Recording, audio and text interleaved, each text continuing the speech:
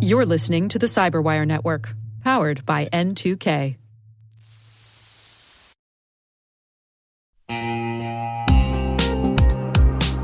When cyber threats strike, minutes matter. Booz Allen brings the same battle-tested expertise trusted to protect national security to defend today's leading global organizations.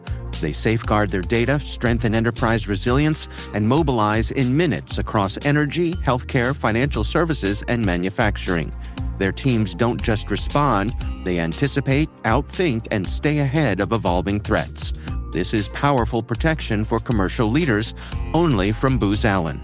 See how your organization can prepare today at boozallen.com/commercial.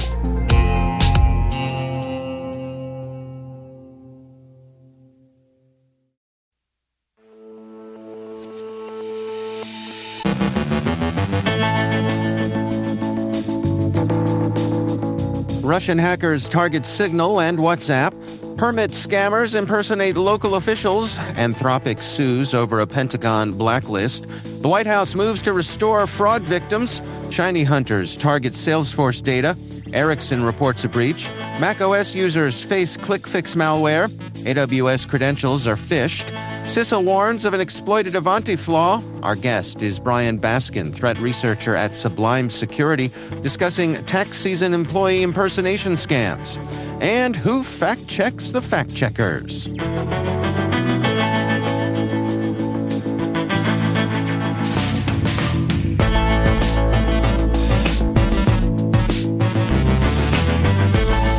It's Tuesday, March 10th, 2026. I'm Dave Bittner, and this is your CyberWire Intel Briefing.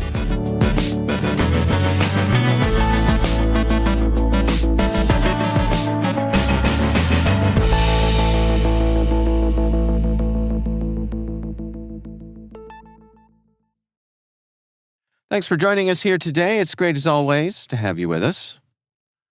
Russian state hackers are conducting a global cyber campaign aimed at gaining access to Signal and WhatsApp accounts belonging to government officials, military personnel, and other individuals of interest. Dutch intelligence services MIVD and AIVD confirmed that Dutch government employees are among the targets, and journalists may also be at risk. The attackers rely on social engineering rather than technical vulnerabilities. They often impersonate a Signal support chatbot to trick victims into revealing verification or PIN codes, which allow the attackers to take over accounts. In other cases, they exploit the app's legitimate linked devices feature to connect attacker-controlled devices to a victim's account. Once compromised, attackers can read messages, including group chats, and potentially access sensitive information. Dutch authorities stress that the messaging platforms themselves remain secure, but individual accounts are vulnerable. They advise users to remain vigilant, watch for suspicious group members or duplicate accounts, and to report suspected compromises to their organization's security team. The FBI is warning about a phishing campaign in which criminals impersonate U.S. city and county planning or zoning officials to target people and businesses applying for land use permits. Attackers use publicly available information about permit applications, such as zoning numbers or property addresses, to make fraudulent emails appear legitimate. Victims receive unsolicited messages referencing their permit details and are asked to pay related fees through wire transfers, peer-to-peer payment apps, or cryptocurrency. The FBI says warning signals include emails sent from non-government domains, attachments that prompt recipients to request further details, and pressure to pay quickly to avoid permit delays. The Bureau advises recipients to verify messages by checking email domains and contacting local government offices directly. Suspected victims should report incidents to the FBI's Internet Crime Complaint Center. Anthropic has filed a lawsuit against the Trump administration after the Pentagon designated the AI company a supply chain risk, a move that effectively blocks its technology from defense-related work.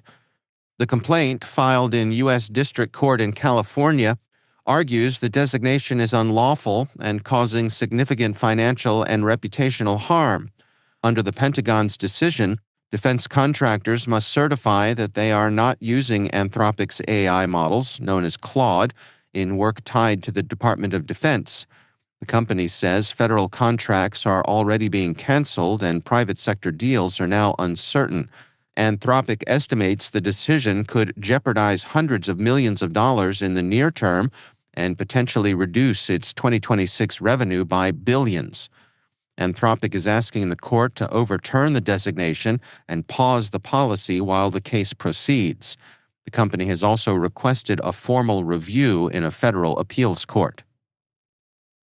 The Trump administration issued an executive order directing federal agencies to strengthen the U.S. response to cybercrime and the growing financial losses Americans face from online scams.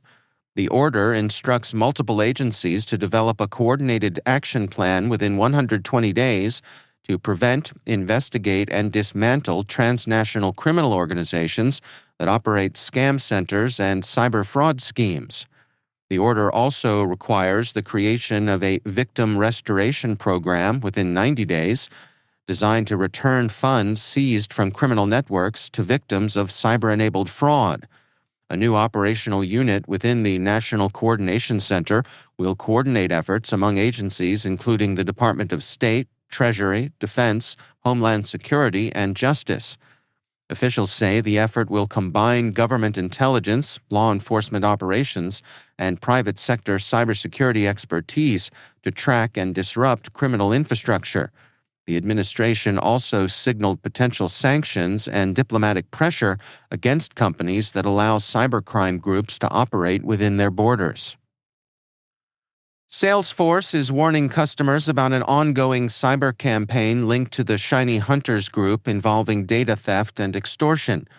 Since mid-2025, the attackers have targeted organizations' Salesforce environments using social engineering, phishing, and misconfigured settings rather than platform vulnerabilities. The latest campaign exploits overly permissive Experience Cloud guest user configurations, which can allow attackers to access more data than intended. Threat actors are reportedly using a modified version of the open-source Aura Inspector tool to extract exposed data. Shiny Hunters claims the operation has targeted hundreds of companies and has threatened to leak stolen data if victims refuse extortion demands. Ericsson Incorporated, the U.S. subsidiary of Swedish telecom Ericsson, says a breach at a third-party service provider exposed personal data belonging to over 15,000 employees and customers. The provider detected the intrusion on April 28th of last year and determined that unauthorized access to a limited set of files likely occurred between April 17th and April 22nd. Exposed information may include names, addresses, social security numbers, driver's license or government ID numbers, financial details, medical information, and dates of birth. Ericsson says there's currently no evidence the stolen data has been misused. The company is offering affected individuals free identity protection and credit monitoring services while the incident remains under investigation.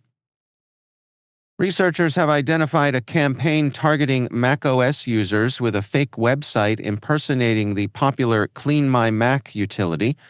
The site tricks visitors into installing S-Hub Stealer malware through a social engineering technique known as the click-fix attack.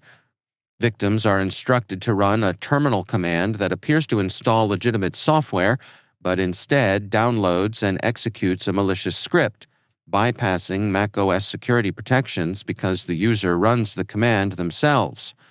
Once installed, the malware collects system information and attempts to steal credentials by displaying a fake macOS authentication prompt. If the password is entered, attackers can access the macOS keychain to harvest stored credentials and sensitive data. SH-Hub Stealer also targets cryptocurrency wallets, displaying fake prompts that capture recovery seed phrases and enable attackers to steal funds. Researchers say the malware maintains persistence through a hidden background task disguised as a legitimate system updater. Researchers at Datadog have identified an active adversary-in-the-middle phishing campaign targeting AWS Management Console credentials. The operation uses typo-squatted domains that mimic AWS infrastructure and hosts a high-fidelity clone of the AWS sign-in page. The phishing kit proxies authentication requests to the real AWS login service in real time, allowing attackers to capture validated credentials and likely intercept one-time password codes. The campaign uses multi-stage redirects and spoofed security alerts to lure victims. Once credentials are submitted, attackers can quickly access compromised accounts. In one observed case, unauthorized console access occurred within 20 minutes from a Molvad VPN IP address. Researchers emphasize the campaign does not exploit AWS vulnerabilities, but relies on credential theft through phishing. AWS has been notified and is working on disruption efforts, while defenders are urged to monitor authentication activity for suspicious logins. CISA has added a high-severity Avanti Endpoint Manager vulnerability to its known exploited vulnerabilities catalog and ordered federal agencies to patch within 3 weeks. The flaw allows remote attackers to bypass authentication and steal credentials through a low-complexity cross-site scripting attack requiring no user interaction. Avanti patched the issue last month. While Avanti says it has not seen confirmed exploitation before disclosure, CISA warns the bug is actively exploited and poses significant risks to federal networks.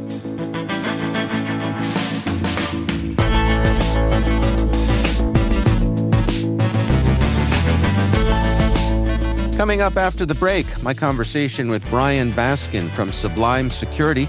We're discussing tax season employee impersonations and who fact-checks the fact-checkers. Stick around.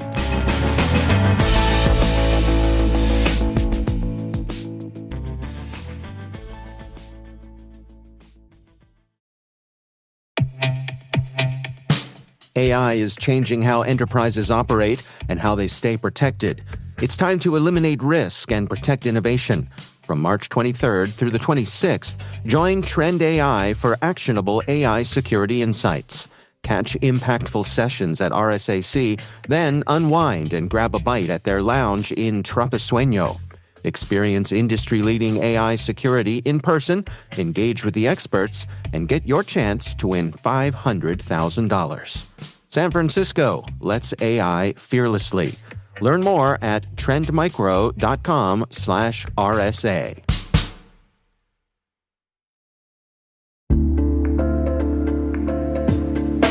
If you're defending a network today, there's a simple question worth asking. What does the attacker see when they look at your organization? Nordstellar helps answer that.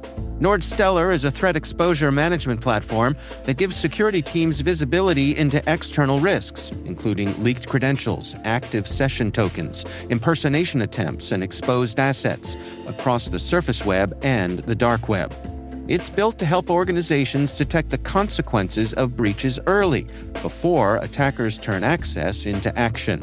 From monitoring for InfoStealer malware logs to identifying cybersquatting and brand abuse, Nordstellar helps teams focus on the threats that actually matter. Executives get clear, actionable insights tied to business risk. Security teams get real-time alerts and one of the largest deep and dark web intelligence pools in the industry. Cybercriminals may already be looking for your weak spots. Don't make it easy for them. Be the one that's prepared. Defend your business with Nordstellar. Use the code CyberWire10 to unlock your exclusive discount. Go to nordstellar.com/CyberWireDaily and learn more.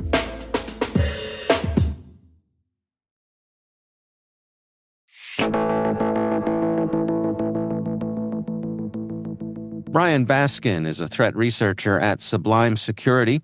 I recently caught up with him to discuss tax season employee impersonation scams. Yeah, tax season and the beginning of the year where benefits, HR enrollments, all these major activities occur is a great time for actors to come in target people with some very targeted, unique attacks related to tax forms, tax procedures, and really put a sense of urgency that you need to perform an action now. And involves your money, and involves your career, and involves some very important things about your life in order to actually continue. So it really preys upon people's fears and urgency. Yeah, I mean, I guess that's a really solid point there that most of us, when we get some kind of notice from the IRS, here in the States anyway, it gets our attention. And it's honestly, the tax season is a great thing to adversaries. They don't need to invent a reason for urgency. It's given to them for free. The IRS has really put the fear out there to the general people that you have very important deadlines. You must get things done by this date. And generally, a lot of people fear that if they don't, big, horrible things were going to happen. That the IRS would tell them immediately, you made a mistake, you need to correct your mistake. And also, what most people don't realize is IRS doesn't actually happen that fast. They will let you know by actual physical mail 6 months later that you made a mistake. Right. You won't know right then. Well, let's walk through some of the things that you and your colleagues at Sublime Security are tracking here. I mean, what are some of the more common scams you'll see this time of year? We get a lot of attacks impersonating the IRS, asking for personal information about the victim, asking them to fill out a new form to log into the IRS website, asking for updated W-2s, the general tax forms and sessions that they would expect. And realistically, they are hoping that the user will open an attachment, look at a PDF, run some sort of malicious payload inside the PDF, or go to a fake website and type in the credentials to let the actor log in as them on the actual websites. Is it fair to say that there are a couple of different groups here? I mean, there's the folks who are after our credentials, but then is there a separate group who are chasing after our potential refunds? There is, and I think that's a very specific target audience they also go after. So yes, there's actually two different audiences that we see for phishing attacks. One is going to be your more consumer level person who is looking for their quick refunds. It's typically smaller amounts of money, in a few $1,000s. They just want to get really quick access to that. Versus your more enterprise level person who is typically in charge of accounts, your HR, your financial workers who are in charge of tens of thousands of dollars. That typically get the very much more complicated and sophisticated attacks against them. And so if my responsibility is to help protect my organization here, what sort of things should I be on the lookout for, and what kind of defenses should I put in place? So we like to say that AI has changed the field, and it actually has, and we've in the tax season. So AI has definitely changed what we look for inside of the emails that we receive. Typically, we would tell people to look for bad grammar, look for bad spelling. We would look for things that just look out of the norm. However, now emails are coming in very professional, very correct. They would be exactly what you would expect from the agency. So the idea is that modern phishing is actually operationally mature. We moved away from the sloppy attacks. They're using legitimate services. They're using legitimate emails. So the real protection comes from the basics of knowing where that email is leading you to. Is it trying to get you to scan a malicious QR code? Is it trying to take you to a site that's not legitimate? Is it trying to take you to a fake IRS site? Is it actually trying to make you call back a number that's not actually related to the IRS? And a lot of that is just typical, this is a bad place they're trying to take you that's not official, and really could be overcome by someone just simply searching for that one item on the internet, the phone number, the email address, the website, and seeing if that's legit or not. So it sounds like there's a real educational component here of making your employees aware of these things. Are there technical things folks can put in place as well to help tamp down on this? There are multiple ways that you can protect an organization from attacks like these. And some are on the actual email side. And that's looking for the emails that look malicious or have some malicious component to them. There's also the idea that you would have multi-factor on some of these websites that a employee would be connecting to. and that's including your internal HR sites that collects forms, as well as the ultimate outcome of these emails. If they're here to try to steal money from your company, they're really targeting your internal procedures. So having actual strong procedures as far as if money is requested, what should you be doing to perform that action? Who should you raise for authorization? Who should you be raising for approval? That's Brian Baskin from Sublime Security.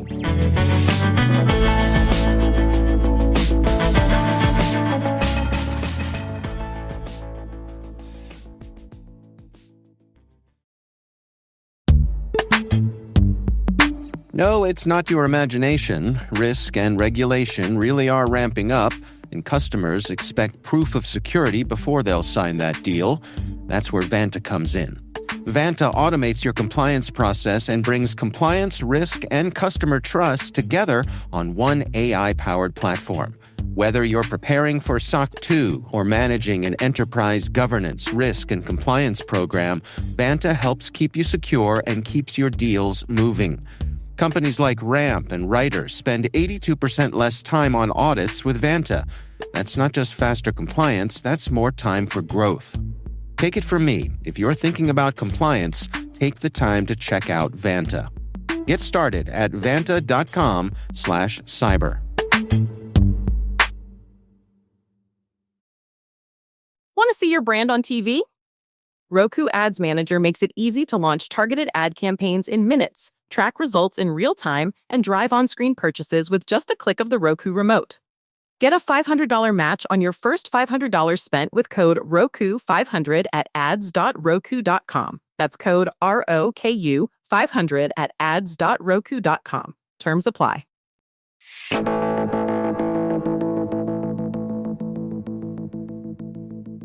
And finally, a suspicious link arrives from a friend. The headline is outrageous. The video looks slightly off. In the age of online misinformation, artificial intelligence promises to help sort truth from nonsense.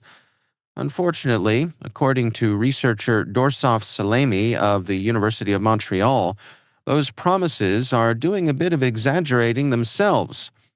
For her doctoral research, Salemi examined AI systems designed to detect fake news and found they don't actually fact-check. Instead, they calculate probabilities based on patterns in their training data. In other words, they behave less like journalists and more like mirrors, reflecting whatever biases and gaps were present in the data they learned from. That creates problems. The definition of misinformation is often disputed, the training labels are not always transparent, and the models can inherit biases, sometimes even flagging content differently depending on gender or geography. Salemi proposes a more human-centered approach. She's even created a browser extension that helps users verify claims by showing sources, explanations, and fact checks, leaving the final judgment where it arguably belongs, with the human reading the headline.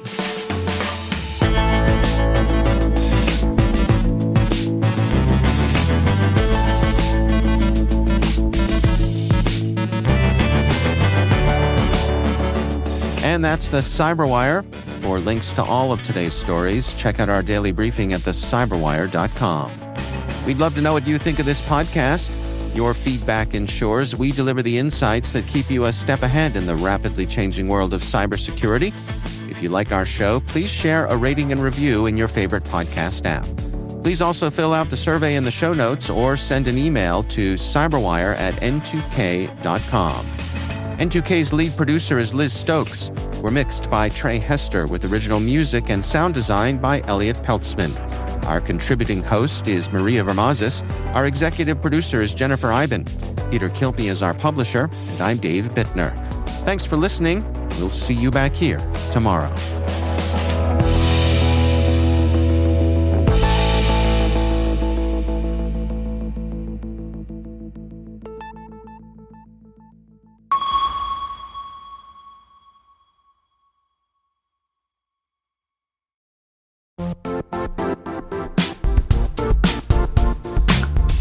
If you only attend one cybersecurity conference this year, make it RSAC 2026. It's happening March 23rd through the 26th in San Francisco, bringing together the global security community for 4 days of expert insights, hands-on learning, and real innovation. I'll say this plainly, I never miss this conference. The ideas and conversations stay with me all year. Join thousands of practitioners and leaders tackling today's toughest challenges and shaping what comes next. Register today at rsaconference.com/cyberwire26. I'll see you in San Francisco.